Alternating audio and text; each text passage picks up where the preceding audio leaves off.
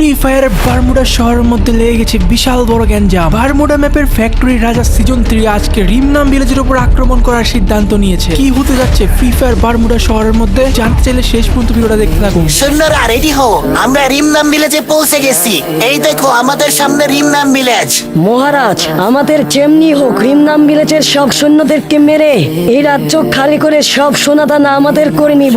সৈন্যরা আক্রমণ করো। সিজন 3 এর সৈন্যরা রিমনাম ভিলেজে আক্রমণ করে দেয়। অন্যদিকে রিমনাম ভিলেজের সৈন্যরা রাজ্যকে বাঁচাতে তারাও এই যুদ্ধে অংশ নেয়। আরে এ কি, শত্রুরা আমাদের রাজ্যের উপর আক্রমণ করে দিচ্ছে।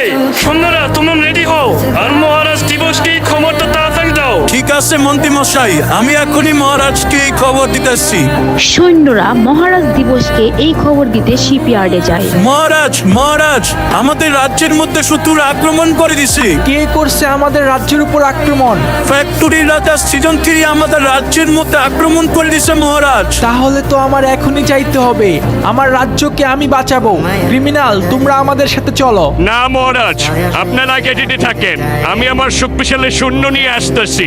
সৈন্যরা গাড়ি রেডি করো, তাড়াতাড়ি আমাদেরকে রাজ্যে নিয়ে যাও। দিবস তার গাড়ি নিয়ে রিমনাম ভিলেজের দিকে যেতে থাকে। অন্যদিকে রিমনাম ভিলেজে দিবসের চাচা সৈন্যদের সাথে মিলে যুদ্ধ চালিয়ে যায়। এক পর্যায়ে রিমনাম ভিলেজের সব সৈন্য মারা যায়, কিন্তু দিবসের চাচা হাল ছাড়ে না। সে তখনও শত্রুদের সাথে যুদ্ধ করতে থাকে। দিবস তার গাড়ি নিয়ে সেইখানে পৌঁছে যায়। চাচা আমি আসছি। কার এত বড় সাহস আমাদের রাজ্যের উপর আক্রমণ করছে? দিবসের পিছন পিছন ক্রিমিনালরাও চলে আসে।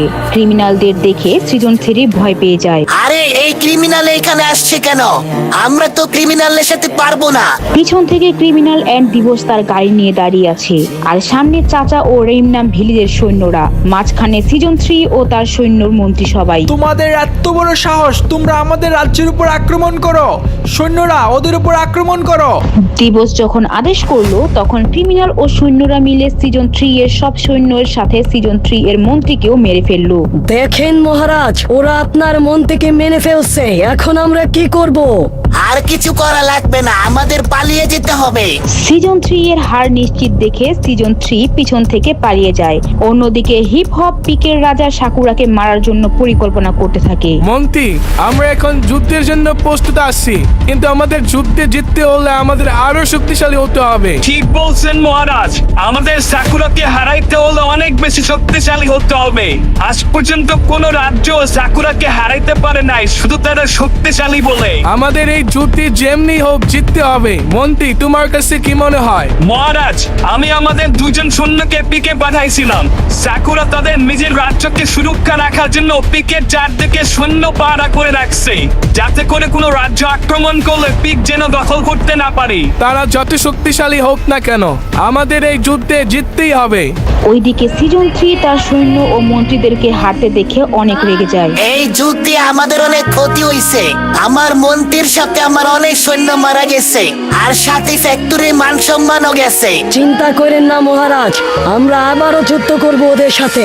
এই তুই কি পাগল হয়ে গেছ? ওদের কাছে নিজেদের সৈন্যর সাথে সাথে ক্রিমিনালরাও ছিল। দেখোস তাই ওরা কেমনে আমাদের সৈন্যদের মারতেছিল। মহারাজ, এবার আমাদের চিন্তা ভাবনা করে যুদ্ধ করতে হবে। এখন কিছু করা সম্ভব না, আমার মন্ত্রী মারা গেছে, সাথে আমার অনেক সৈন্যরাও। মহারাজ, আপনার মন্ত্রী মারা গেছে তো কি হয়েছে? আপনি যদি অনুমতি দেন তাহলে আমি এখন থেকে আপনার মন্ত্রী হব। আমি জানি রিমনাম ভিলেজের কোথায় কি আছে। ঠিক আছে, এখন থেকে তুমি আমার নতুন মন্ত্রী। জি মহারাজ, আমি ওয়াদা করতেছি আমি রাজ্যের কোনো ক্ষতি হতে দিব না। আমি আপনাকে সব শত্রুর হাত থেকে রক্ষা করব। ঠিক আছে, তুমি এখন বলো আমরা কি করব? আমাদের তো প্রায় অর্ধেকের বেশি সৈন্য মারা গেছে। মহারাজ, আমাদের দিবসের মতো করে অন্য রাজ্যের সাহায্য দরকার, যাতে করে আমরা আরো শক্তিশালী হতে পারি। ঠিক আছে, আমরা এর মাধ্যমে আমাদের সৈন্যকে আরো শক্তিশালী করব। তুমি বলো এখন আমরা কার সাথে মিলে শক্তিশালী হতে পারি? মহারাজ, আমরা যদি পচিনকের রাজার কাছে সাহায্য চাই তাহলে আমরা অনেক বেশি শক্তিশালী হতে পারবো। ঠিক আছে মন্ত্রী, এখন আমাদের একজন সৈন্যকে পচিনকে পাঠাও, আর বলো যে মহারাজ সিজন 3 আপনার সাথে কথা বলতে চায়। ঠিক আছে মহারাজ, আমি এক্ষুনি যাইতাছি। মহারাজ, আমরা এই রাজার সাথে মিলে কাজ করলে আমরা অনেক শক্তিশালী শক্তিশালী হতে পারবো। আমরা শক্তিশালী হয়ে একদিন রিমনাম ভিলেজ পুরো দখল করব। এইদিকে সিজন 3 এর একজন সৈন্য পচিনকের রাজার সাথে দেখা করতে যায়। সে পচিনকের রাজপ্রাসাদের সামনে এসে দাঁড়িয়ে থাকে।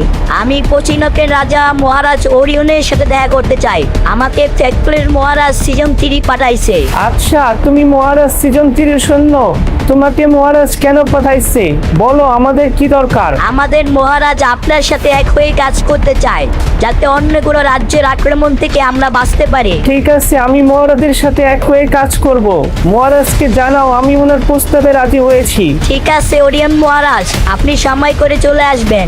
দিবস তার সৈন্য ও ক্রিমিনালদেরকে নিয়ে বৈঠকে বসে। দিবস অনেক খুশি হয়, কারণ ওরা এই যুদ্ধে জিতে গিয়েছে। সৈন্যরা, তোমরা এই যুদ্ধে বিজয় লাভ করেছো। এটা আমাদের প্রথম যুদ্ধ ছিল।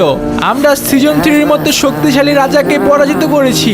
সিজন 3 যুদ্ধের ময়দান থেকে চোরের মতো পালিয়ে গেছে। আমাদের এই যুদ্ধে জেতার জন্য একমাত্র ক্রিমিনালদেরকে আমরা পাশে পেয়েছি। এই জন্য আমাদের রাজ্যে আজকে অনুষ্ঠান হবে। সবাইকে আজকে রাজসভায় দাওয়াত রইল। দিবস যখন সৈন্যদের সাথে কথা বলছিল, তখন সেখানে অবজারভেটরি এর রানী তার সৈন্যদেরকে নিয়ে আসে। আরে, এটা তো অবজারভেটরির রানী। ও এখানে কেন আসছে? মহারাজ দিবস, আপনাকে শুভেচ্ছা। আপনি ফ্যাক্টরির মতো শক্তিশালী রাজাকে হারিয়েছেন। স্বাগতম অবজারভেটরি রানী, কিন্তু আপনি তো মনে হয় না শুধু শুভেচ্ছা জানানোর জন্য আসছেন।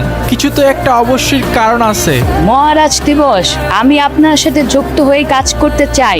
আমিও আপনার মতো শক্তিশালী হতে চাই। ঠিক আছে, আমিও চাই আমাদের দল শক্তিশালী হোক। অনেকগুলো রাজ্য মিলে কাজ করলে আমরা অনেক বেশি শক্তিশালী হতে পারবো।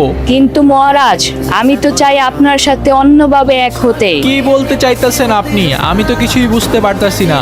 মহারাজ, আমি বলতে চাচ্ছি যে আমরা দুইজন বিয়ে করে নেই, তাহলে আমাদের দুই রাজ্য এক হয়ে যাবে, যার কারণে আমাদের রাজ্য অনেক বেশি শক্তিশালী হবে। না, আমি আপনাকে বিয়ে করতে পারবো না। আমার মধ্যে কি নেই যার কারণে আপনি বিয়েতে রাজি হইতেছেন না? আপনি আমার এই প্রস্তাব না মানলে অনেক বড় ভুল করে ফেলবেন। এইটার জন্য আপনাকে অনেক বেশি পস্তাতে হবে। মহারাজ, আপনি অনেক ভালো কাজ করছেন। এই মহিলার প্রস্তাবে রাজি হন নাই, না হলে সে আপনাকে বশ করে পুরো রাজ্য দখল করে নিত। হ্যাঁ, ক্রিমিনাল ঠিক বলছে। এই মহিলা আগের অবজারভেটরির রাজাকে বিয়ে করে, এরপর তাকে মেরে ফেলে এবং সে অবজারভেটরির রানী হয়। চাচা, এই মহিলার উপর আমাদের নজর রাখতে হবে, কেননা যে কোনো সময় আমাদের উপর আক্রমণ করে দিতে পারে। অন্যদিকে সিজন 3 ফ্যাক্টরি এর উপরে পচিনকের রাজা অরিয়নকে দাওয়াত দেয়। স্বাগত মহারাজ ওরিয়ন, আমার অনেক ভালো লাগছে আপনি আমার প্রস্তাব রেখেছেন। এইটা তো আমাদের জন্য আনন্দের বিষয়। ফ্যাক্টরির মহারাজ তার রাজমহলে আমাদেরকে দাওয়াত দিয়েছে। তো এখন বলেন, আমাদের দাওয়াত দেওয়া হয়েছে কেন? আপনি তো জানেন ওরিয়ন মহারাজ, বারমুডা রাজ্যের মধ্যে কত খারাপ কিছু হইতাছে। তাই আমি ভাবতেছি আমরা অনেকগুলো রাজ্য হয়ে একসাথে থাকি, যাতে করে আমরা অনেক বেশি শক্তিশালী হতে পারি। জি মহারাজ, এটা তো আমার জন্য অনেক ভালো হয়। যদি কোনো বিপদে পড়ি তাহলে আমরা সবাই একসাথে মোকাবেলা করতে পারবো। ঠিক আছে, কিন্তু একটা শর্ত মানতে হবে। আজকের পর থেকে পচিনক থাকবে না। পচিনক এখন থেকে ফ্যাক্টরির অংশ হবে। কি হতে যাচ্ছে বারমুডা শহরের মধ্যে সেটা জানতে চাইলে অবশ্যই দিবস গেমিং ইউটিউব চ্যানেল সাবস্ক্রাইব করে রাখতে হবে। আর গাইস, এই ভিডিও কিন্তু বাংলাদেশে তোমরা দিবস গেমিং ছাড়া আর কোথাও পাবা না। অবশ্যই guys, follow, subscribe and share. আর ভিডিও ভালো লাগলে অবশ্যই একটা কমেন্ট করে জানাবা।